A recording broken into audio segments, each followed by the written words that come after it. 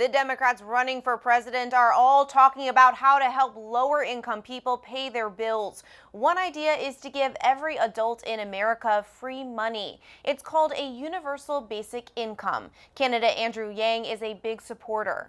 Yang says the free money would help reach the Christian goal of loving one's neighbor. St. John's University economics professor Charles Clark also argues that a government-funded income for everyone would be good. He joins us now. Charles, thank you so much for being here. Thank you for inviting me.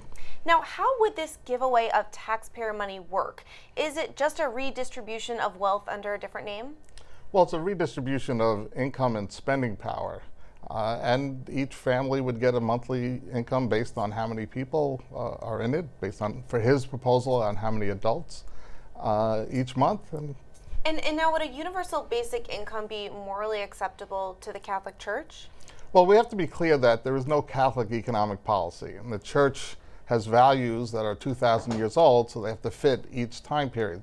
One of those values is to reduce poverty, help the poor and the marginalized, and this certainly would have a big impact in lifting everyone above the poverty line. And now, when it comes to this idea, what about the economy? What are the risks and possible benefits?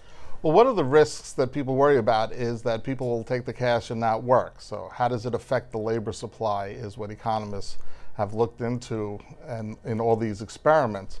And one of the things they've found is that the only group that works less under a basic income system are married women with children who have children. And so they can better balance their work at home duties because they have this income. But for adult males and for single people without children, the labor participation rates are the same. Sounds like the risks for some are the benefits for other. What are some of the other benefits? Well, the main benefit is that you redistribute income so that poor and middle income families have more money to spend, and taking money from the top, where so much over the past 30 years has been concentrated in the top 1%, which is harmful to the economy, but it's also harmful to society. That's why there's so much anger in the country, because inequality has pits people against other groups because they have now less, and they're blaming immigrants, they're blaming women because they now have equal rights, instead of seeing, well, really, it's just income inequality.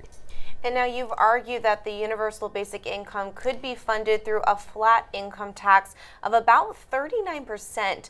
Many Americans pay a lot less than that. Will they be hurt? Yeah, well, that was a study I did many, many years ago, so I haven't run an estimate in the last 10 years. But what you need to look at is their effective tax. So if you take how much money they get and how much they tax, it would be less than what they have now for probably 70% of the population. But the top 30%, they certainly are paying a lot more in taxes than they are getting in benefits. And now, this isn't the first time we've heard a similar idea. It came up when Richard Nixon was president. Why didn't it take off then? It was very close to passing, and what stopped it was the Southern politicians, Southern Democrats, didn't want it because it would have given black families and black people a source of income separate from them being farm workers. And so they blocked it because this was one of the ways they controlled the black communities in the South. Wow, that's incredibly interesting. Charles Clark, economics professor at St. John's University, thank you so much for being with us today. Thanks for having me.